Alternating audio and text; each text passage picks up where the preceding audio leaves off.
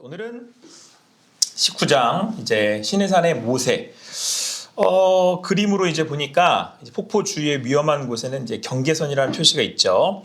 시내산에 도착한 이스라엘 모세가 이제 언약을 위해서 시내산에 이제 오르게 됩니다. 그리고 사람들은 이제 산에 오르면 거룩한 하나님 앞에 이제 죽게 되니까 경계선을 긋고 올라오지 못하도록 이제 하시는 거죠. 그리고 이제 하나님이 산에 임재하시는데 그래서 성경에서 나오는 표현들 중에 여호와의 산이라는 표현 많이 하죠. 그리고 이제 구름, 산 이렇게 나오면 이제 하나님이 임재하시는 그런 상징적인 어떤 그런 장소와 그런 상황들을 이야기한다고 생각하시면 되겠습니다. 자, 한번 보시면 이렇게 지금 이스라엘 백성들이 경로를 통해서 지금 이동하고 있는 거죠. 이렇게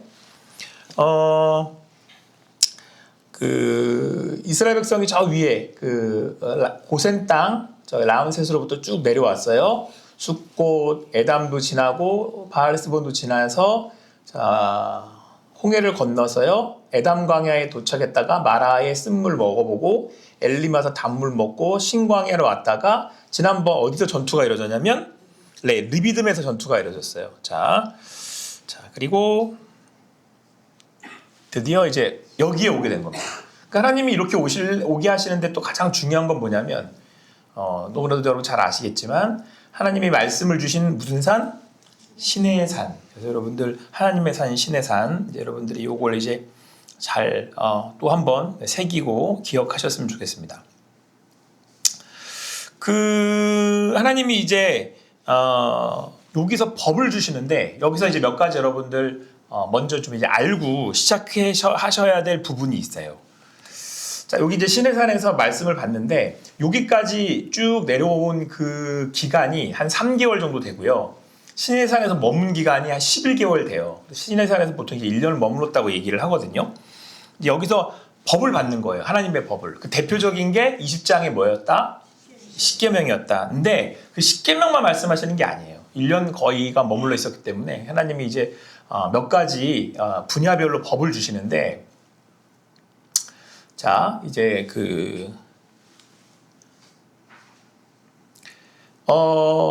앞서서 살펴본 십계명 그 십계명은 도덕법이에요. 도덕법이라고 부르고 21장서부터 이제 23장까지 나오는 법을 시민법이라고 불러요. 그리고 그 이후에 나오는 법들, 그러니까 이제 보시면 모양새가 벌써 뭐 같아요? 막 뭐도 있고 24장부터 보니까 뭐 그려놓은 것 같아요. 24장이 저 위잖아요. 물론 시장을 그려놓은 건데 그 시장을 그려놨을 때 뭘 지금 내용을 담고 싶었는지 한번 보시면 그렇죠. 성막에서 뭐들이죠?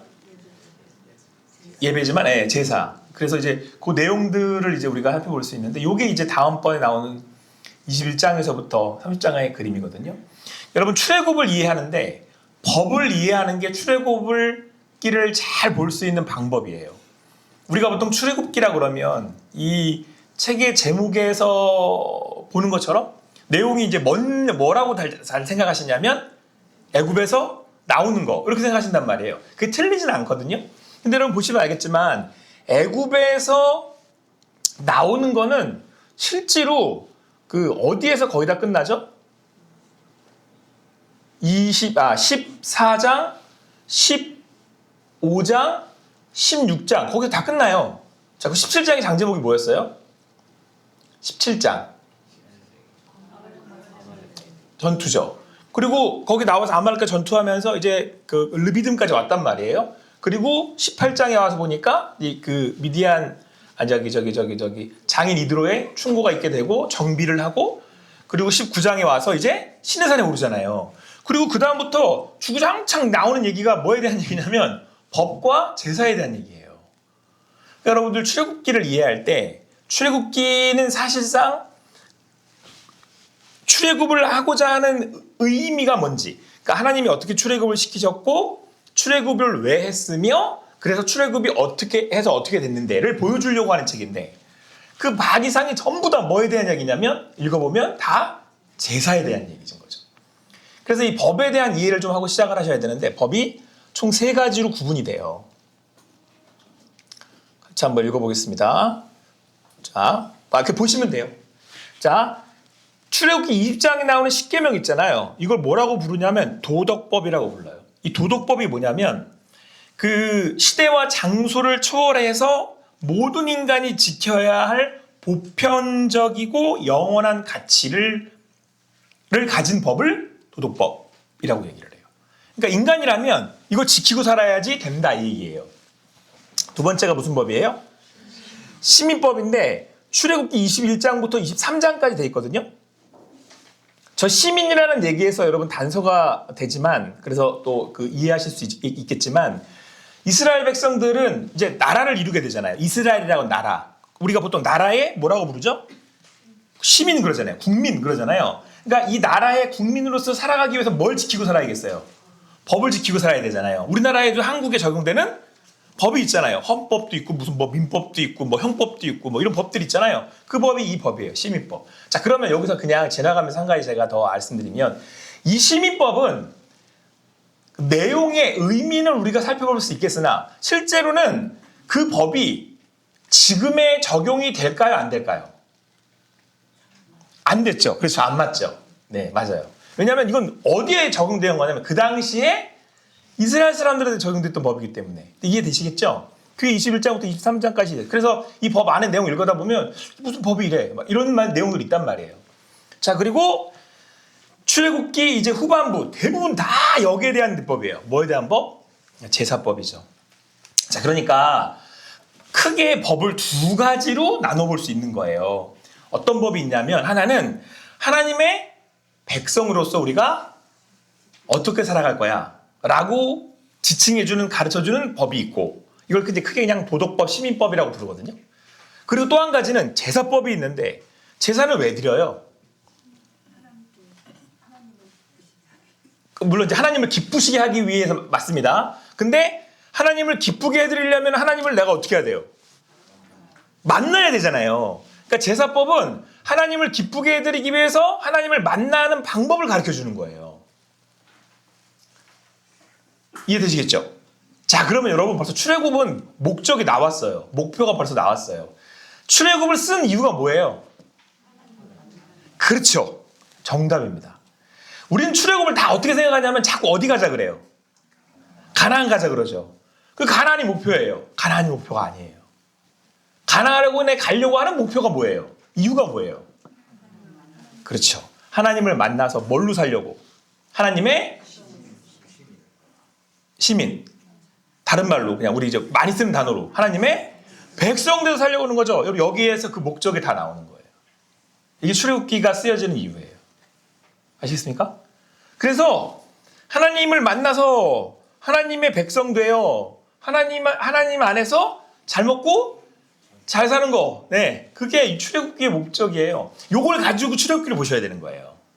그래야지 출애굽기에 대한 이해도 있고 말씀이 왜 이렇게 쓰여지는지 이제 우리가 잘 알 수 있는 겁니다.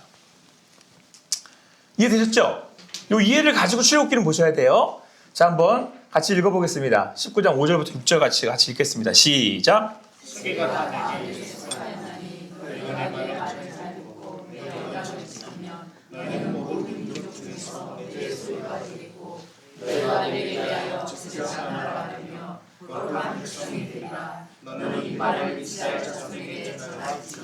나중에 여러분 저보기 그 장별로 말씀 외우기 할 때 요게 외워야 되는 말씀이에요.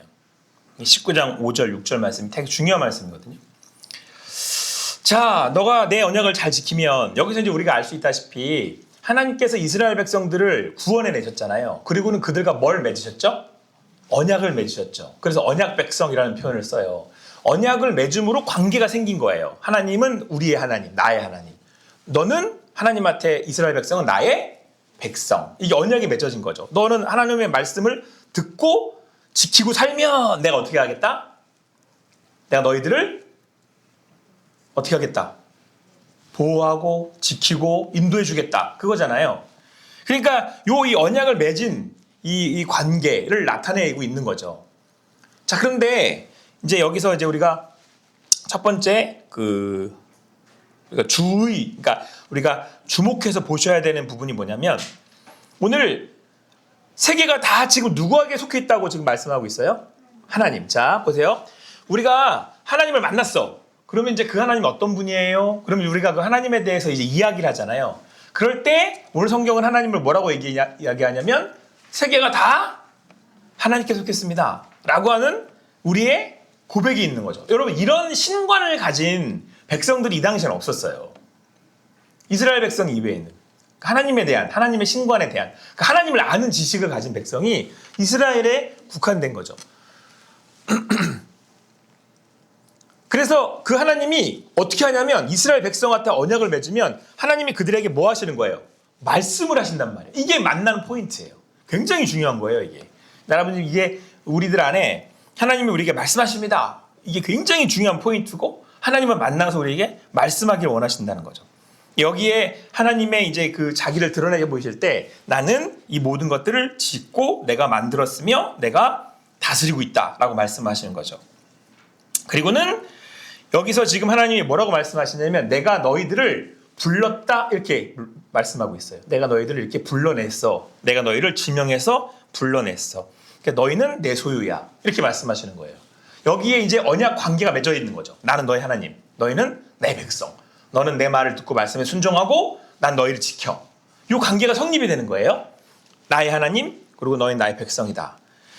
자, 그리고 여기서 이제 그 언약을 지키는 그 관계가 성립이 됐는데 이때 그렇게 성립된 하나님의 백성들을 하나님께서 이렇게 요목조목 뭐라고 이렇게 지정을 하세요. 이렇게 설명을 하시는데 이 부분이 굉장히 중요해요. 이 사진이 뭐냐면 지난주에 우리 청년부가 수련회에 갈 때 1차 출발팀들이 모여가지고 같이 사진을 찍은 사진인데 한번 같이 말씀 읽어볼게요. 시작.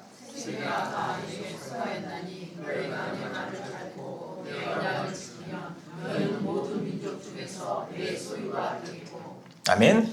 청년부를 위해서 계속해서 기도해 주시기 바랍니다. 올해부터 배 목사님이 청년부들을 잘 이렇게 이끌고 있는데 청년부가 더 믿음 안에서 단단해지기를 소망합니다.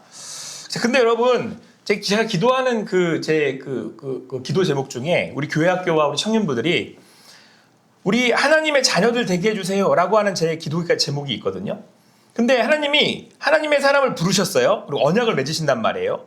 구원에 믿음이 있는 사람들 하나님이 언약을 맺으시는데 그때 뭐라고 말씀하시냐면 이렇게 말씀하세요. 너희는 모든 민족 중에서 내 소유가 된다고 되어 있거든요. 하나님이 소유가 된다 이렇게 표현을 하세요. 내가 예수님을 믿어서 하나님의 백성이 된다는 건 내 소유, 내가 누구의 소유가 된다는 거예요?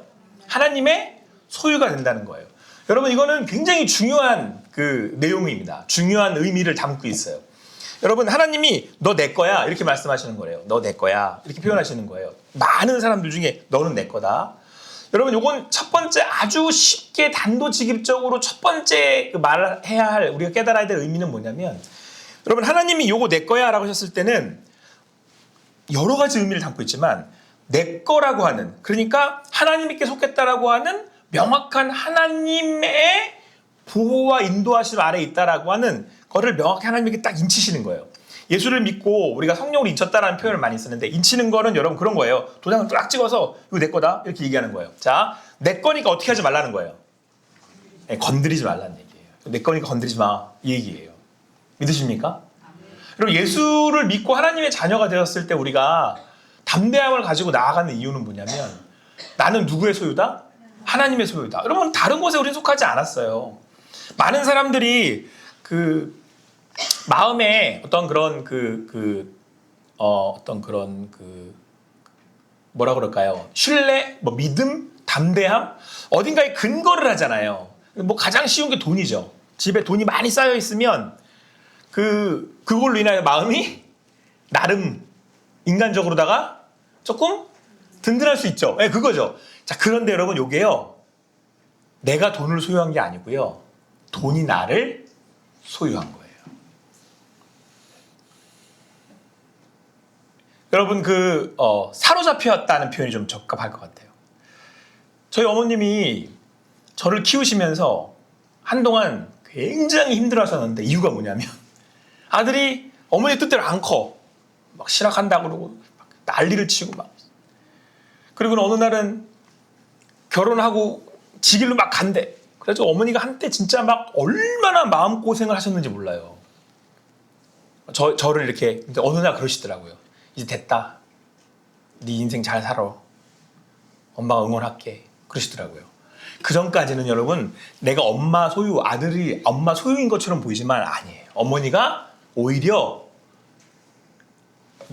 반대로 아들에게 이렇게 끌려다니는 거예요. 이렇게. 예. 아들에 끌려다니진 않지만 매어 다니는 거지. 근데 무슨 말씀인지 이해되시겠어요? 네. 여러분, 여러분들은 누구 소유입니까? 우리는 하나님 소유예요. 근데 여러분, 하나님이 나를 소유했다라는 건 이건 여러분 완전히 다른 차원의 문제예요. 왜냐하면 내가 뭔가를 어딘가에 소유당했다. 내가 어딘가에 기대어 있다라고 할 때 나를 소유하신 하나님은 어떤 분이시냐면 아까 앞에 뭐라고 표현해? 자기를. 세계가 다 내 거야. 이렇게 말씀하시잖아요. 그러니까 하나님 안에는 모든 게 다 소유되어져 있고 모든 게 영원하신 하나님 안에 있단 말이에요. 그러니까 여러분 우리가 어떻게 했어요? 그 하나님이 있다라는 거는 완전히 자유하다라는 의미를 갖고 있잖아요. 뭐 한참 한번 확 건너뛰자면 근심 걱정 없어도 된다는 얘기예요. 오늘 그 안에 있는 하나님의 소유된 백성으로 사시는 여러분과 제가 되기를 간절히 소망합니다. 하나님이 우리를 다스리신다잖아요. 이 시간 우리 청년들을 보고 기도해 주세요. 우리 청년들이 다른 곳에 매이는 것이 아니라 누구에게 매이게. 그래서 여러분 갑자기 찬양의 가사가 떠올랐어요. 제가 무슨 찬양할 것 같아요? 방금 내가 매인다는 표현 썼는데 오직 주의 사랑에 매여. 사랑에 매여서 사는 게 주님의 사랑에 매는 게 진짜 우리 안에 참 기쁨과 자유가 있는 겁니다. 할렐루야. 지난주 우리 아주 행복한 우리 창립 36주년 기념 주일 한자리 예배를 드렸습니다. 같이 한번 읽어보겠습니다. 말씀이 나와야 되는데.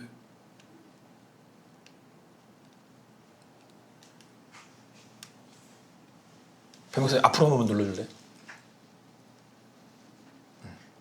저 위에 있구나. 같이 읽겠습니다. 시작.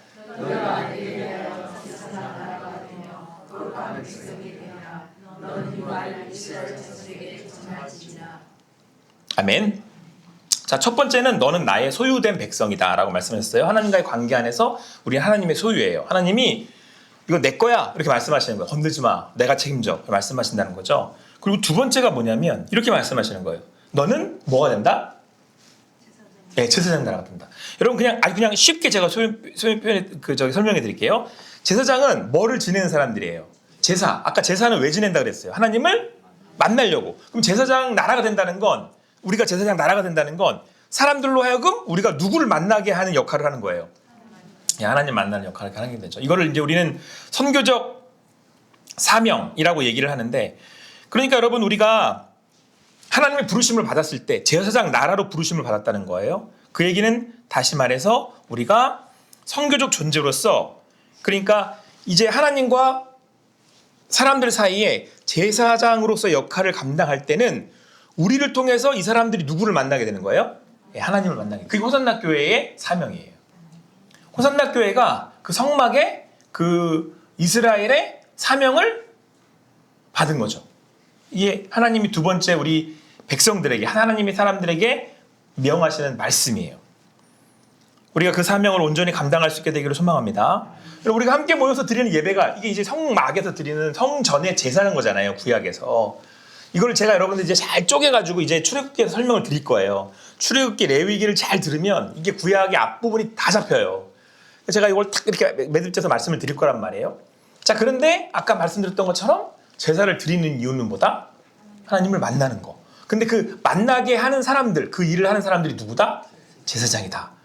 그래서 바로 우리 교회가 바로 그 제사장적인 역할을 감당하는 거예요. 그리스도인들이.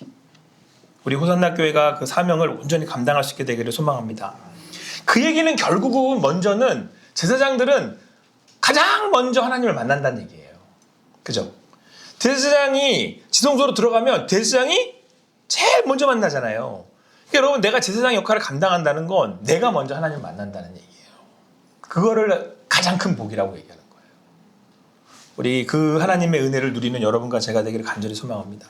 제가 목사가 된 이유 중에 한 가지가 뭐였냐면 목사가 왜 돼야겠다라고 생각했던 이유 첫 번째가 새벽 기도회를 할 수 있잖아요.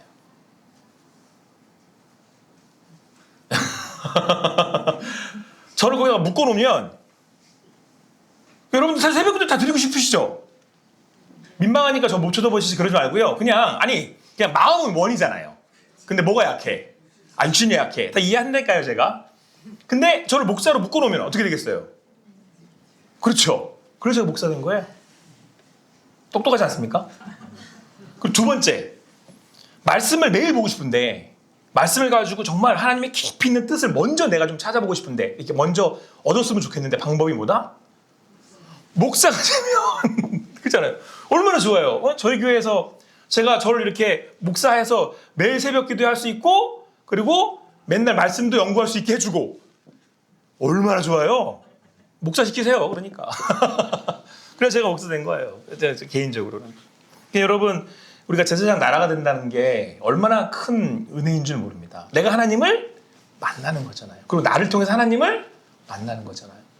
여러분 하나님이 말씀하시잖아요. 너희는 가서 사람들을 위로하라고 하시잖아요. 이 땅에 지금 얼마나 많은 위로가 필요한지 몰라요. 진짜로. 근데 하나님이 우리를 통해서 그렇게 영혼들을 위로하라고 말씀하시잖아요. 우리를 그래서 보내신다라고 말씀하시잖아요. 자, 그리고 우리가 그래서 이렇게 한 자리에 모여서 예배할 때 우리는 교회는 모이기에 힘쓰고 흩어져서 나누는 거죠. 그리스도의 사랑을. 그러나 우리 호산나 교회 되기를 여러분들 되기를 소망합니다.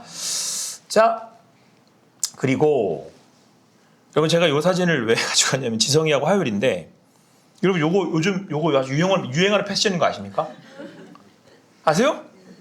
참 세상은 진짜 돌고 돌아요. 웃겨 죽겠어요, 하여간. 이거 저기 아주 어릴 때 제가 할머니들이 입었던 꽃무늬 조끼란 말이죠. 요즘 이거 젊은 애들 사이 유행이에요. 요거를 굉장히 유명한 제가 그것도 갖고 오려다가 그냥 안 했는데 굉장히 유명한 그 명품 브랜드에서 요거랑 거의 비슷하게 만들어가지고는 그걸 도대체 얼마를 수천만 원을 받아먹더라고. 참나. 어쨌든 요것도 요즘 그 K 패션이라 그래가지고 요즘 아주 그냥 확 뜨는데 요거를 우리 수련회 때 입고 왔더라고요. 그래서 딱 봤더니 얘네들이 누구보다도 눈에 띄어.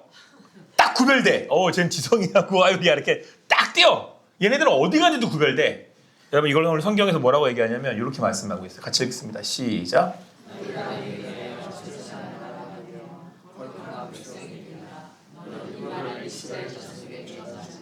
아멘. 여러분 세 번째가 거룩한 백성이 된다. 이건 왜 거룩하게 되냐면 자 보세요. 하나님이 우리를 부르셔서 하나님의 소유가 되게 하셨어요. 그래서 우리는 제사를 통해서 하나님을 만나요. 그리고 또 제사를 통해서 하나님을 만나게 해줘요. 근데 하나님을 만나면 하나님이 어떠신 분이라고 되어 있죠? 거룩한 분이기 때문에 내가 거룩하게 돼요. 여러분 오해하면 안 돼요. 내가 거룩하게 되는 게 아니에요. 하나님을 만나면 내가 거룩하게 돼요. 예수님을 믿으면 죄사함을 받고 정결함을 입고 또한 더 나아가 어떻게 되는 거예요?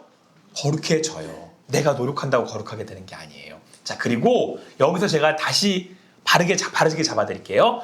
거룩하게 됐기 때문에 어떻게 하는 거예요? 거룩하게 살아가는 거예요. 이게 아주 중요해요. 거룩한 백성이기 때문에 거룩하게 살려고 하는 거예요. 그래서 하나님이 우리에게 내가 거룩하니까 니들도 거룩해. 이 얘기는 뭐냐면 내가 니들 아버지니까 내 자식처럼 살아. 넌 내 자식이잖아. 이렇게 얘기하시는 거예요. 이걸 구별됨이라고 그래요. 구분됨. 우리 자식들이 구분되잖아요. 근데 우리는 세상에 나가면 세상 사람들하고 구별돼. 왜? 우리는 누구의 자녀니까. 어디에 속했으니까. 하나님의 자녀. 그래서 여러분 이거를 구분하는 법을 가르쳐주는 게 뭐냐면요. 우리는 자 이제 여기 안에 다 답이 있어요. 우리를 구분하는 방법. 저 사람들은 하나님이 속했대. 저 사람들은 거룩한 하나님의 백성이 돼. 뭘로 구분할까요? 예배도 맞아요. 근데 예배를 아까 제가 말씀드렸죠. 예배는 만남이고 만나면 하나님 우리한테 뭐 하신다 그랬죠? 말씀하시잖아요. 왜 말씀하세요? 그렇죠. 지키라고. 그러니까 거룩은 결국은 뭐예요? 하나님의 말씀을 지키는 거예요. 왜냐? 내가 하나님의 백성이니까. 내가 하나님의 자녀니까. 거룩은 막 이렇게 막 거룩 이거 아니에요.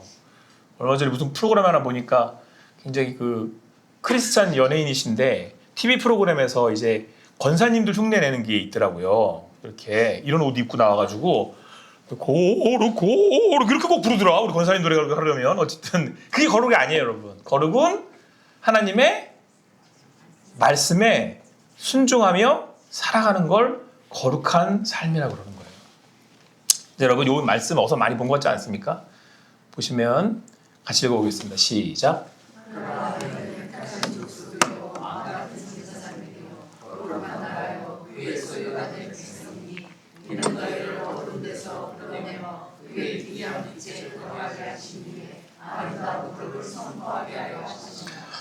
이게 여러분 베드로가 한 얘기가 아니고요. 베드로가 구약에서 차용을 한 거예요. 하나님께서 예수님을 보내셔서 우리 가운데 우리를 핏값 주고 사셨죠. 그래서 우리는 하나님의 소유가 됐죠.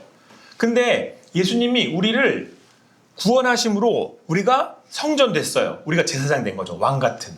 그리고는 이제 우리를 통해서 우리가 이 땅에 거룩한 백성으로 살아가게 하셨어요. 그리고 뭐라고 돼 있어요, 지금? 이는 너희를 어두운 데서 불러내어 그의 기이한 빛에 들어가게 하신 이의 아름다운 덕을 선포하게 하십니다. 이거 베드로가 선포한 말씀인데 이 말씀이 출애굽기 19장 5절 6절에 있는 말씀을 다시 재해석 한번 하는 거예요. 그래서 이걸 두 개 같이 배우셔야 돼요. 굉장히 중요한 성취된 말씀이기 때문에 차후에 이게 이제 교회론인 거죠. 성도의 정체성 부르시고 제사장 삼으시고 그리고 거룩한 백성으로 파송하시는 거예요. 자, 그래서 우리는 주님의 백성으로 이제 살아가는 거죠. 자,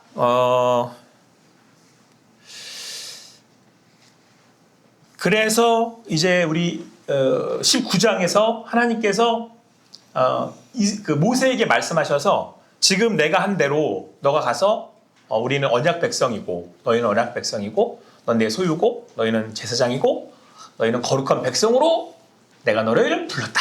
이 얘기 가서 전해 이렇게 얘기하셨어요. 그리고는 더 말씀하시기는 뭐라고 그러셨냐면 지금부터 내가 산에 임할 건데 임재할 건데 하나님이 임재하시면 죄인들은 다 죽어요. 하나님은 거룩하시기 때문에 부정한 건 다 멸하신단 말이에요. 멸하여진단 말이에요. 그래서 하나님 뭐라고 하시냐면 가서 옷 다 깨끗하게 빨아입고 준비하라 그래. 그리고 산에는 너만 올라와. 이렇게 말씀하세요. 이스라엘 백성들을 정결하게 하시고 준비하세요. 하게 하세요. 3일 동안. 그러면서 하나님이 이제 그들에게 하나님을 만날 준비를 시키시는 거죠. 뭘 주시려고? 예, 이제 말씀을 주시려고 이제 준비를 시키신 겁니다. 자, 여기서도 여러분 같아요. 자, 제가 나중에 출애굽기 가서 레위기 가서 제가 자세히 설명드리겠지만 뜰 그리고 물두멍 지나서 성소 지나서 지성소까지 나아가잖아요. 지성소 가면 우리가 아는 언약궤라는 게 있거든요. 그 언약궤 대제사장이 왜 들어가느냐? 거기에 들어가면 하나님이 거기서 너희를 만나는데 너에게 말씀하겠다 이렇게 나와요. 그 말씀을 듣기 위해서 가는 거예요. 지금 이스라엘 백성들에게 아직 성막이 없어요. 하나님이 지금 산에 임하시는 거예요. 그래서 근데 이걸 듣는 게 모세죠. 지금 모세가 지금 대제사장 역할을 하는 거예요. 근데 대제사장 올라가서 지금 뭐 하려고 하는 거예요? 하나님의 말씀 받으려고 그러는 거죠. 여러분 예배 때로 왜 나와요? 말씀 받으려고 나가는 거죠. 최종적 목표는 그래요. 우리가 온전히 그 예배 안에는 경배와 찬양도 함께 들어가지만 우리가 그 말씀에 순종하며 살아가는 하나님의 백성으로 살기 위해서죠.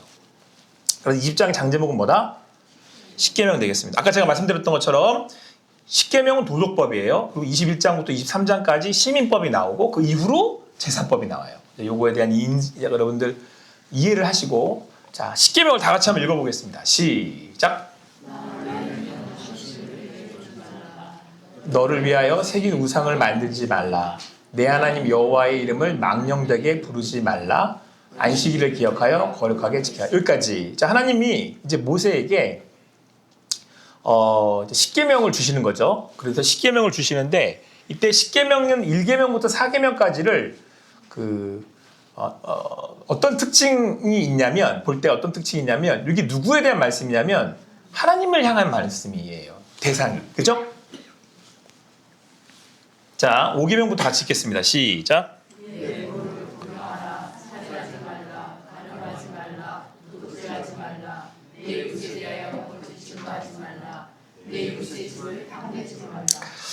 그리고 요거는 누구를 향한 누구를 대상으로 한 지켜야 될 말씀일까요?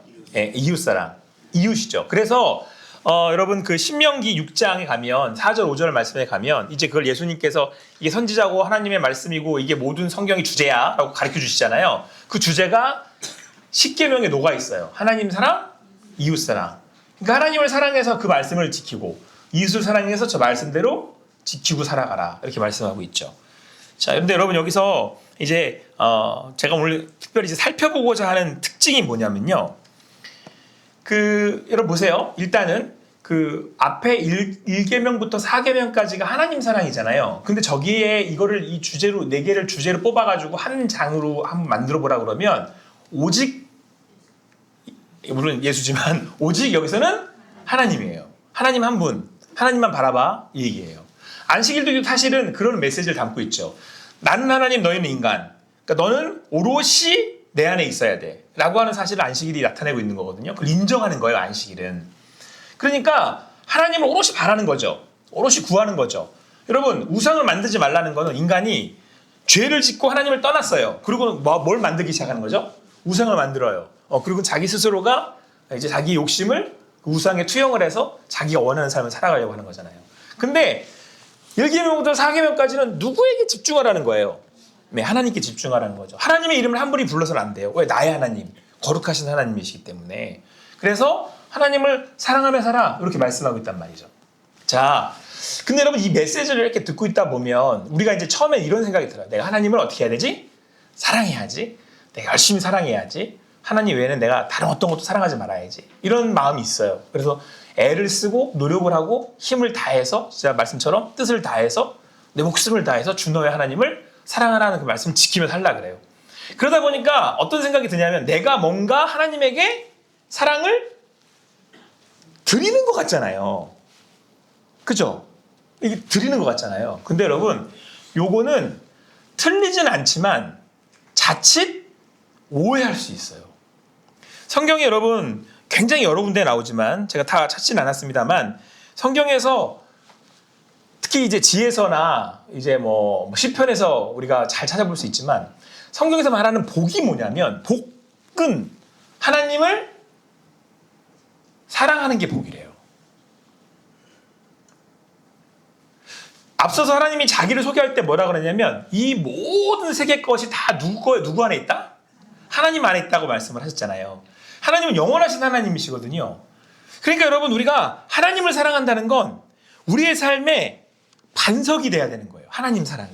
하나님을 믿는 게 우리 삶에 이 딛고서는 반석이 돼야 되는 거죠. 그러니까 여러분 우리가 아까 말씀드렸던 것을 연장해 다시 한번 말씀을 드리면 내가 어디에 속한다 그랬었을 때 사람들은 안정감을 누리잖아요. 그런데 실제로 돈이라고 했었을 때 좋긴 하지만 그 돈을 내가 가진다고 해서 내가 안정감을 누리는 그 평안이 오롯이 언제까지 갈 것 같으세요? 그러니까 우리가 하나님 그 믿는 믿음 위에 있을 때, 그 믿는 믿음으로 살아갈 때 거기서 오는 그 안정감, 거기서 오는 그 믿음이 오히려 우리로 하여금 우리에게 뭘 제공하는 거예요? 진정한 평안과 기쁨을 제공하는 거예요. 그래서 예수님을 믿었어 내가. 그 내가 하나님 나라에 가. 여기서 끝나지 않아요. 믿음을 가지고 산다는 건 내가 그 하나님의 나라를 소유한 기쁨을 가지고 있다는 얘기예요. 그리고 오늘도 나와 함께 하시는 하나님을 믿는 믿음으로 살아가는 성전의 믿음으로 산다는 것이 바로 하나님이 내 안에 계시기 때문에 자 보세요. 하나님 안에 모든 게 다 있대요. 세상께. 그럼 내가 하나님을 믿는다는 건 뭐 좀 더 그냥 단순하게 설명하자면 그 모든 게 다 어디 안에 있다는 거예요. 내 안에 있다는 거라니까요. 그 이상의 것. 그러니까 여러분 하나님을 그냥 믿는다는 건 더 어떤 바램? 그 무엇인가를 얻어서 구하는 안정감이 그 이상의 것을 얻을 수 없는 상태를 얘기하는 거예요. 그 성경이 얘기하는 게 그거예요. 하나님 사랑하라니까 이렇게 나오는 거예요. 하나님 사랑하라고. 하나님 사랑하는 여러분과 제가 되기를 간절히 소망합니다. 여러분 하나님 사랑하는 게 복이라니까요. 하나님 사랑하세요. 네. 근데 그 하나님을 사랑할 수 있는 길을 여신 분이 누구냐면 예수 그리스도죠. 우리를 먼저 사랑하셔서 하나님이 나타내 보여주신 거잖아요. 우리한테 그분을 만날 길을 열어주신 거잖아요. 그래서 우리가 그 하나님을 만날 수 있고 사랑하게 된 거죠. 그래서 그 하나님 사랑하는 게 실제는 내가 사랑하는 것처럼 보이지만 내가 그 사랑을 받아서 오롯이 하나님을 함께하고 있는 거죠. 자, 보세요, 여러분. 곧 있으면 이제 뭐 어린이날도 오고 부모님 어버이날도 오고, 그럼 얘들이 막 뭐 써가지고 줘요. 뭐라고 써요? 엄마 아빠 사랑해요. 이렇게 막 써가지고 이렇게 선물도 하고 한단 말이에요. 자, 제가 아주 쉽게 설명드릴게요. 얘들이 나를 사랑한다고 하는 사랑의 고백에 저는 기쁘고 아주 좋습니다. 그런데 얘네들이 나를 사랑한다라고 하는 그 고백 안에는 얘네들이 먼저 그 사랑의 고백을 통해서 이미 부모 안에서 누리는 평안과 기쁨을 가지고 있다는 걸 전제한다니까요. 이해되시겠어요? 내가 사랑한다라고 고백할 수 있다는 부모가 있어. 내가 엄마 아빠 너무너무 사랑해요. 이 얘기는 이미 그 부모들 안에 속해 있고 그 부모 안에서 사랑하는 기쁨을 누리고 있고 오늘 저녁에도 내가 뭘 먹을지 뭘 입을지 걱정할 필요도 없고 그러니까 앞으로도 계속 잘해 주세요 라는 얘기예요. 그 얘기가 이해되시겠어요? 하나님 사랑이 그런 거라니까요. 내가 하나님 사랑해요 라는 거는 내가 막 뭘 어떻게 해가지고 하나님한테 막 뭘 드리고 자시고 하는 게 아니에요. 여러분 저도 아직도 기억나요. 지금이 이제 와서 제가 진짜 기쁨이 이거구나, 정말 행복이 이거구나 라는 걸 새삼 깨달으면서 다시 한번 하나님 사랑을 느끼게 된 거인데요. 제가 어린 마음에 부모님한테 이 카네이션을 이렇게 해드렸어요. 어릴 때. 근데 왜 색종이 이렇게 해가지고 했던 거 기억나세요? 근데 제 어린 마음에 저는 문방구에 있는 그 빨간색 카네이션 있죠. 이렇게 이미 만들어져 있는 거. 그거를 못 따라드리는 게 저는 너무 마음에 좀 그랬어요. 어린 마음에. 내 건 너무 보잘것없는 거야. 이거 말고 저기 그 문방구에 있는, 요즘도 문방구라고 부르나? 예, 거기에 있는 그 있잖아요. 만들어진 그거를 왠지 사다 드리고 싶은데 난 돈이 없어. 그러니까 색종이를 접어서 엄마 아빠한테 달아드렸단 말이에요. 근데 제가 부모가 돼서 이렇게 생각을 해보니까 아니구나. 우리 아이들이 내 아이가 이렇게 접어서 준 그게 훨씬 더 소중하고 훨씬 더 고마운 거구나 라는 걸 알게 됐고, 그리고 제가 그런 기도를 해요. 우리 애들은 그런 마음을 안 먹었으면 좋겠습니다. 하나님.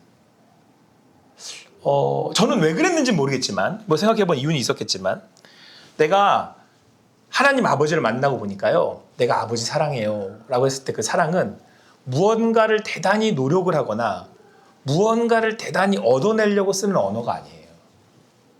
제가 하나님 사랑해요 그러면 여기서 모든 게 다 그냥 끝나야 되는 거예요.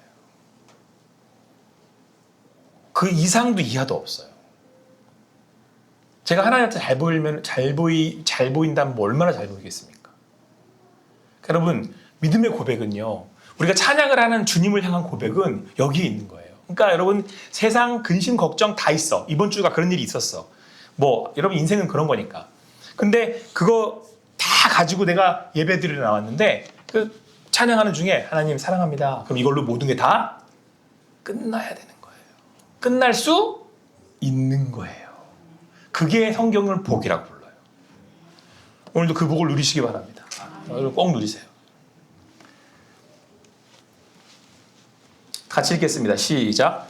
이스라엘아 들으라. 위로하는 여호와는 오직 유일한 여호와이시니 너는 마음을 다하고 뜻을 다하고 힘을 다하여 내 하나님 여호와를 사랑하라.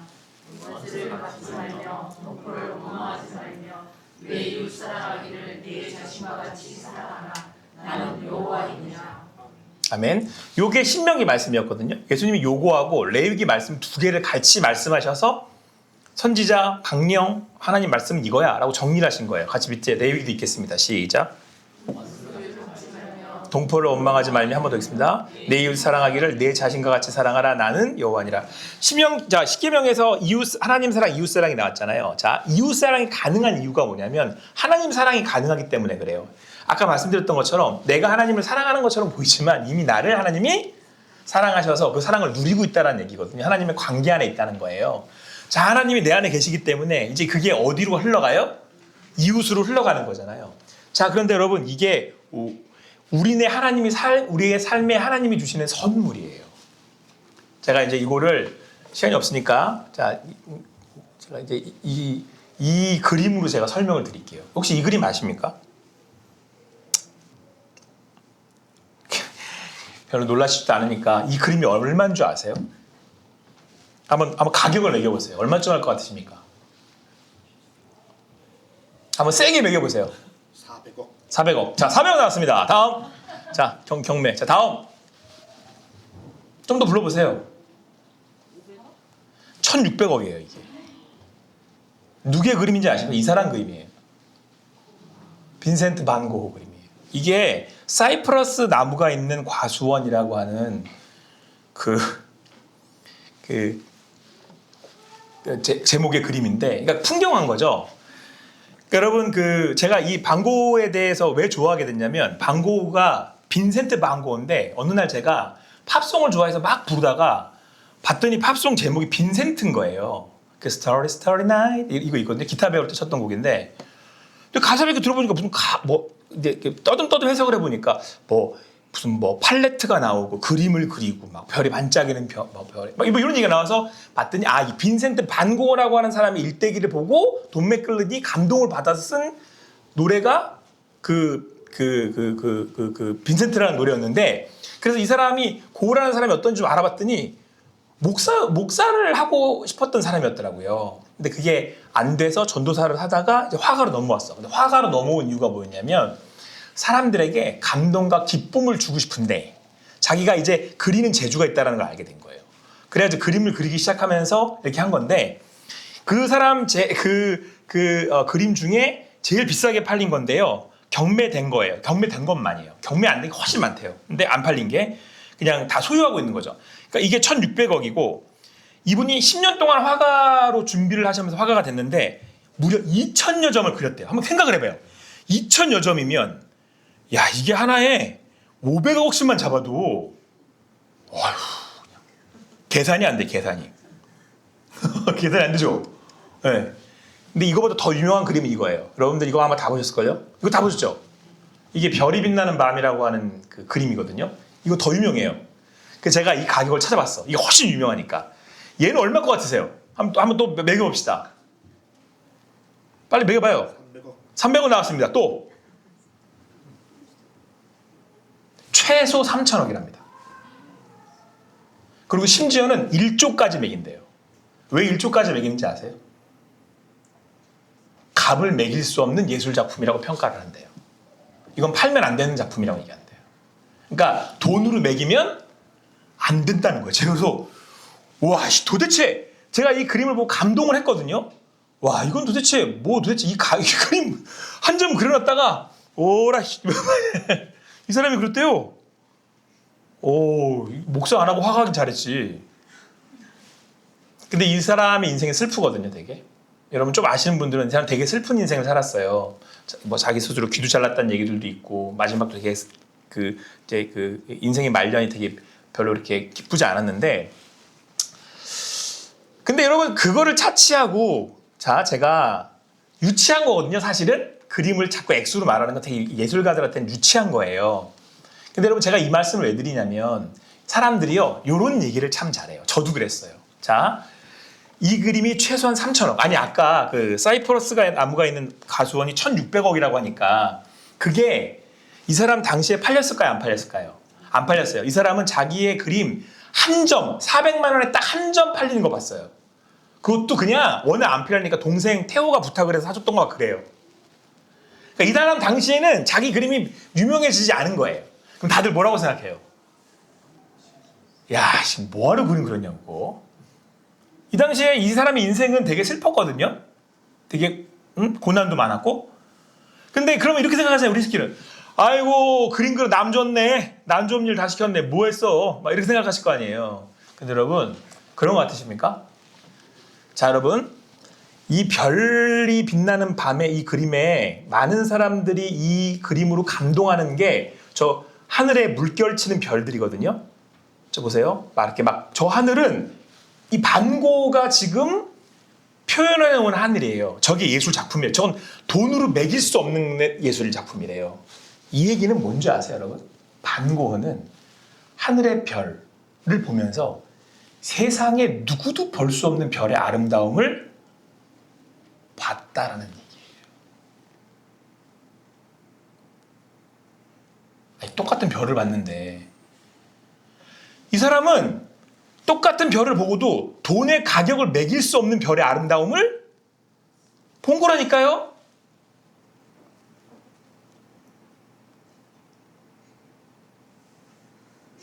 여러분,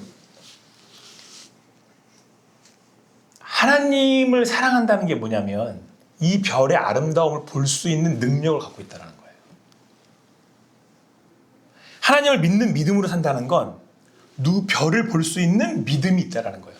여러분, 빈센트 반 고흐가 굉장히 힘든 삶을 살았는데 굉장히 별을 많이 그리거든요. 그러니까 그 힘든 와중에도 하늘의 별을 그려요. 아브라함처럼. 왜? 그 별을 보면 소망을 그리는 거예요. 그리고 그 별의 아름다움을 그리는 거죠. 왜? 그 별을 만드신 분이 하나님이시니까. 여러분, 우리가 하나님을 믿고 산다는 건 그런 거예요. 아브라함처럼 내가 어떤 삶에 있던 어떤 자리에 있던 내 안에 계신 하나님께서 날 이 땅에 살게 하셨고 내가 그걸 믿는 믿음으로 내가 오늘 여기를 살아가고 있는 거잖아요. 그럼 내 안에서 그 에너지가 나오는 거죠. 그 믿음의 에너지가 내 안을 꽉 채우는 거예요. 우리는 말하면 성령 충만하는 거죠. 그러면 세상 사람들이 볼 수 없는 하나님이 만드신 세상의 아름다움을 볼 수 있는 능력을 갖고 있다는 얘기인 거라니까요. 여러분, 세상 사람들이 하나님 그 하늘의 별을 보면서 그런 별의 아름다움을 발견할 수 있을 것 같으십니까? 물론 별이 이쁘다 이렇게 할 수도 있죠. 근데 아브라함이 본 별은 어떤 별이에요?